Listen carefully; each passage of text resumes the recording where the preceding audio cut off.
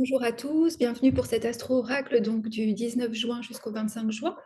Donc on va regarder un petit peu les différents aspects planétaires, hein, donc bien sûr qui est marqué par le solstice d'été et l'entrée du soleil en cancer.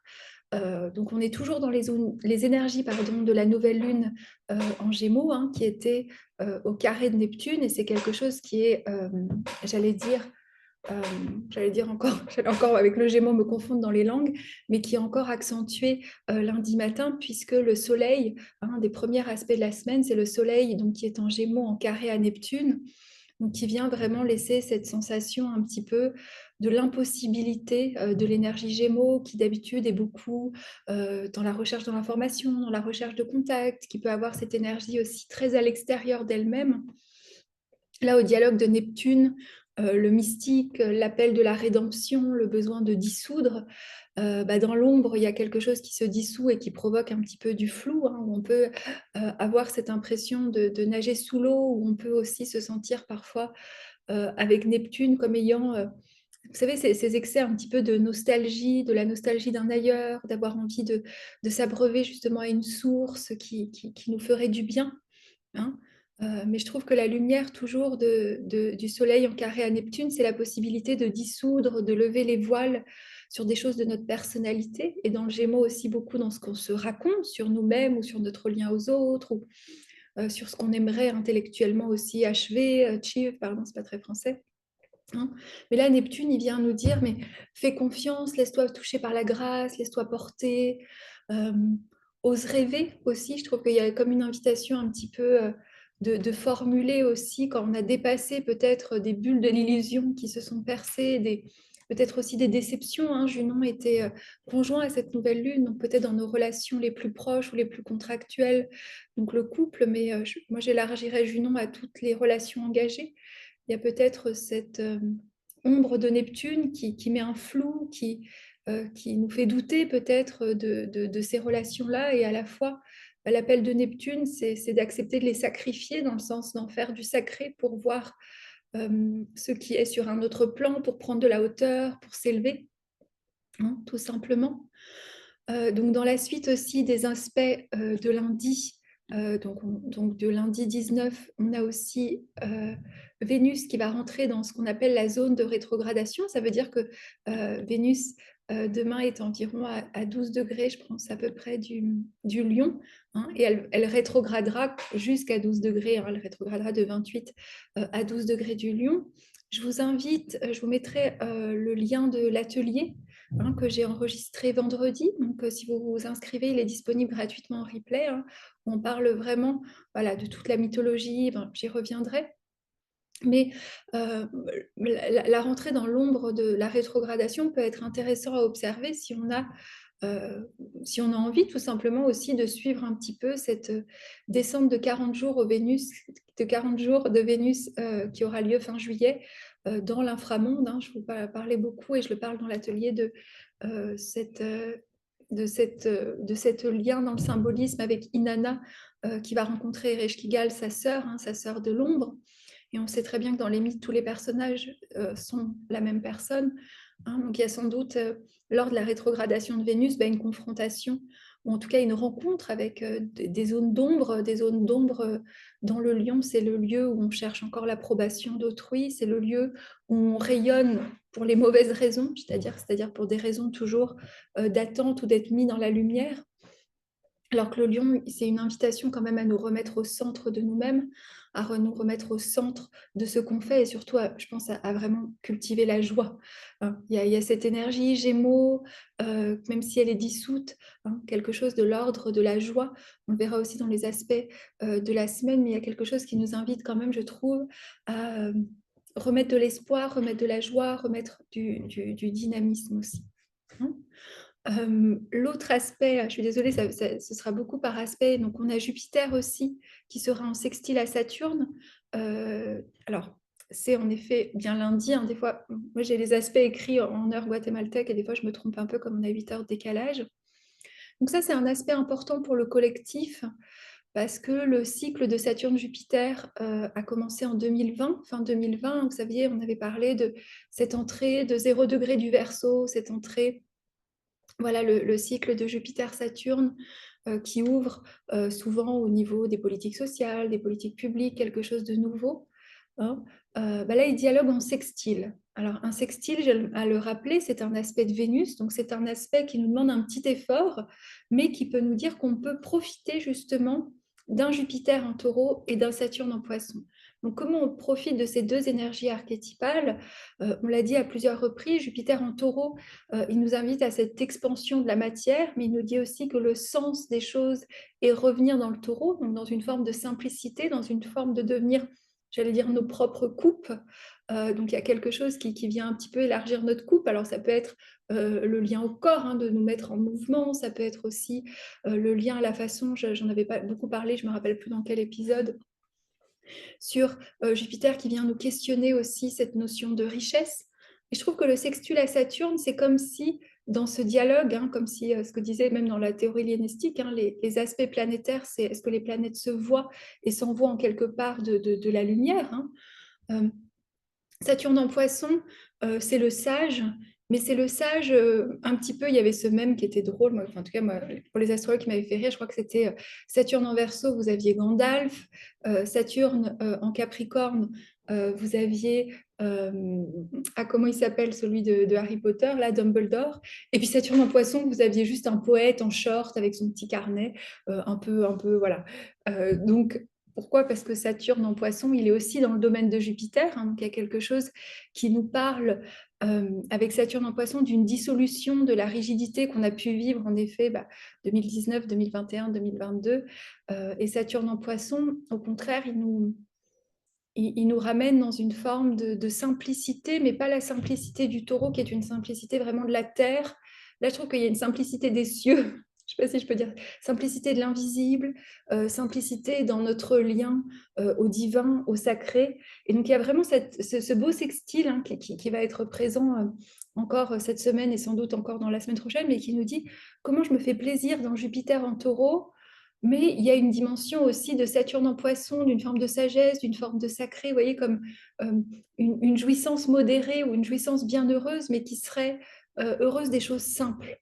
Quelque chose de la simplicité du taureau et de la simplicité de sentir cette énergie du poisson qui est le lieu où on est touché par la grâce, mais on sait aussi que l'ombre du poisson, ça peut être les addictions, les paradis artificiels, le besoin vraiment de pouvoir se connecter à d'autres plans, mais d'une manière assez, dans une intensité, je trouve, qui des fois peut nous brûler. Là, Saturne, hein, pour toutes les personnes qui souffrent, j'allais dire, d'addiction ou de cette nostalgie d'un ailleurs, Saturne, il amène de la modération, il assèche peut-être aussi certains de ses comportements pour trouver au contraire un rythme, pour trouver peut-être une forme de plaisir dans l'effort, dans le quotidien, hein. Donc il y a quelque chose d'assez beau, je trouve, qui s'ouvre sur ces 2 semaines pour, comme je disais, revenir à la simplicité, hein. Et puis on est aussi dans ce temps de ce solstice d'été, hein, le solstice d'été qui a lieu avec l'entrée du soleil en cancer. Alors, il y a des gens qui parleront beaucoup mieux que moi du solstice, hein. Le solstice, c'est toujours, c'est un jour sacré du soleil, mais quelque chose, moi, depuis le point de vue astrologique que j'ai trouvé intéressant, c'est que lorsque le soleil rentre en cancer, la lune est en lion, hein. Et donc la lune, normalement, est la régente du cancer, hein, et le soleil régit le lion. Donc je me suis dit, il y a un jeu avec ce solstice qui nous parle aussi d'équilibre, qui nous parle aussi souvent dans cet interstice sacré de pouvoir accéder à des révélations, à quelque chose de l'ordre c'est un point cardinal, et un point cardinal en astrologie, l'énergie cardinale est une énergie de changement, est une énergie de bifurcation, c'est celle qui commence un nouveau cycle, qui commence une nouvelle saison, hein. Et la lune était heureuse et est en domicile en cancer parce que c'était le moment justement d'une forme de fertilité et d'une forme de récolte. Mais si on joue dans les symboles, il y a aussi ce mariage dont on parle depuis la nouvelle lune, entre la lune qui est en lion, donc qui est dans le soleil, enfin qui est accueillie par le soleil, diraient les anciens, et ce soleil en cancer qui est accueilli par la lune. Donc il y a quelque chose de très solilunaire, de très roi et reine, de très yin et yang, de très lumière d'habitude reflétée dans l'inconscient et dans la nuit, et lumière en plein jour. Il y a cet équilibre jour-nuit qui nous permet, je trouve, De peut-être trouver un nouvel équilibre en nous, hein, de mettre un petit peu de lune là où notre soleil, notre personnalité a tendance à être trop volontariste, et de mettre aussi un peu de soleil dans notre lune, là où justement des fois le monde émotionnel demande à être éclairé par le soleil qui vient guérir, qui vient créer de la chaleur, qui vient créer de la lumière et qui vient tout simplement aussi nous donner confiance, hein. Euh, donc ça, je trouve que c'est joli. Et en plus, quelques heures après, hein, donc vous avez le solstice, vous avez des beaux aspects, alors qui seront mercredi, mais qui en réalité sont jeudi en France, hein, je viens de vérifier. Vous avez Mercure qui est en Gémeaux, qui sera au sextile de Chiron, hein. Donc ça, ce sera jeudi pour la France. Et ça, je trouve que c'est vraiment un très bel aspect, mais surtout l'aspect qui a lieu juste après que le Soleil soit rentré en Cancer, c'est Mercure en sextile à Mars. Donc on a Mercure quelque temps après le solstice, hein, qui va dialoguer, pareil, sextile, un aspect de Vénus. On est dans une semaine très sextile. Donc il y a un petit effort, c'est comme si on vous dit, voilà, ce petit effort peut être récompensé par l'étoile Vénus, hein, qui vient nous éclairer, enfin, même si actuellement, dans sa trajectoire dans le ciel, elle est étoile du soir. Mais justement, on disait que l'étoile du soir, vous le verrez dans l'atelier, était celle qui induisait la passion et l'amour sur Terre, hein, avant de devenir étoile du matin après sa conjonction inférieure avec le Soleil au mois d'août, hein. Donc, Mercure, c'est ce principe justement qui régit la saison dans laquelle on est, qui est cet androgyne, qui est ce double. Et là, je trouve qu'il y a quelque chose de beau quand il dialogue avec Mars. Il y a cette possibilité dans ce qui est mis en équilibre peut-être au solstice d'aligner vraiment. Mercure est en Gémeaux, donc il est inspiré, et Mars est en Lion, donc il est dans cette énergie de noblesse qui a envie de se mettre en quête, qui a ce feu, qui est animé par une force créative. Donc, et le fait que quelques heures après, il y a ce sextile aussi à Chiron, c'est comme s'il y a quelque chose qui vient beaucoup guérir, hein. Chiron est en bélier, j'en ai souvent parlé, il vient vraiment nous travailler dans cet endroit où des fois on se blesse, aussi dans s'identifier avec nos blessures, hein. Ou au contraire, on peut être un petit peu violent aussi parce qu'on est dans le domaine de Mars. Donc là, je trouve qu'il y a quelque chose. Ou est-ce que c'est une parole, une manière de communiquer, une manière de sentir tout simplement qu'il y a quelque chose qui s'aligne dans notre action, hein, qu'on arrive vraiment à aller à aligner cette inspiration mercurienne et puis qui passe dans le cœur, dans la noblesse du cœur du lion, et ça nous aide aussi peut-être à nous définir avec Chiron une nouvelle identité ou guérir justement. On le verra après qu'il y a aussi cette idée un petit peu, moi je trouve, de venir guérir quelque chose, de venir mettre en place, hein, puisque le vendredi, hein, donc le lendemain, on a aussi Mars qui sera en trigone à Chiron. Et je me dis, pour beaucoup, on se fait du mal souvent avec cette énergie de Mars, où l'épée est là pour créer du conflit, pour créer de la friction. Là, Mars en Lion, euh, et en plus, on a un autre aspect qui est le Soleil sextile le Nord, donc Cancer-Taureau, qui nous parle toujours de cette idée de créer des formes qui nous autosoutiennent.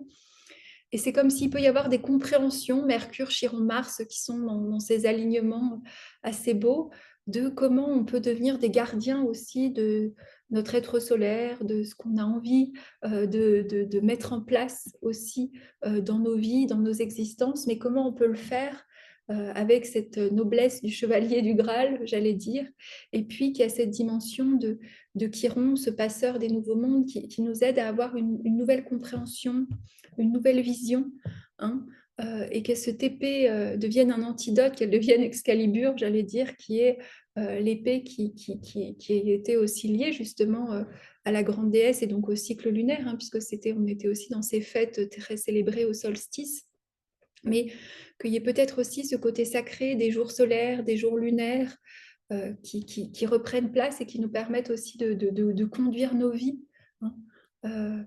Il y a comme je trouve une possibilité de paix, d'alliance, et surtout, moi, je trouve qu'il y a une invitation à cette légèreté, euh, à cette, à la fois se créer des formes aussi. Je le disais, j'ai peut-être pas assez parlé de cet aspect samedi. Il y a ce joli sextile entre le soleil qui viendra d'être cancer et le nœud nord qui finit sa traversée dans le taureau, qui m'évoquait comment on prend soin vraiment de l'être en créant des formes, en devenant nos propres calices. Hein. Et ce calice que doit aller trouver Mars, Mercure, Chiron les derniers jours, mais sans pour autant se faire du mal ou se raconter des histoires, mais ils sont amenés à aussi profiter de leur légèreté, de leur beauté, de leur emballement, mais parce qu'ils ont quelque chose de noble, ils ont ce sacré du chaudron à prendre soin et à devenir des réceptacles. Euh, donc voilà, je trouve que c'est une semaine qui porte, c'est possible. Hein. Après, comme je vous disais, ça reste un sextile. On verra que la semaine suivante, voilà, il y a Mars carré Uranus, il y a Neptune rétrograde, il y a Mercure qui est en cancer. Donc profitons, j'allais dire, de cette énergie un petit peu encore de légèreté, d'idées, parce qu'on a accepté au début de la semaine avec Jupiter-Saturne cette idée de simplicité qui nous rend finalement l'existence plus légère. Donc voilà, donc pour les petites news, voilà. Donc l'atelier qui était gratuit sur Vénus, je vous mets le lien dessous. Je vais aussi, donc je continue. J'essaierai les 2 prochaines semaines d'enregistrer les vidéos. Si vous ne me voyez pas, c'est que voilà, je rentre en France. J'ai aussi mis les rendez-vous pour l'été, puisque moi j'aime beaucoup continuer l'été. Et voilà, avec des possibilités aussi, je vous ai mis les lieux où je serai, s'il y a des possibilités de séances présentielles, ça changerait. Et je pense aussi, vous me direz si par message ou par commentaire, si vous serez intéressé par des petits webinaires cet été.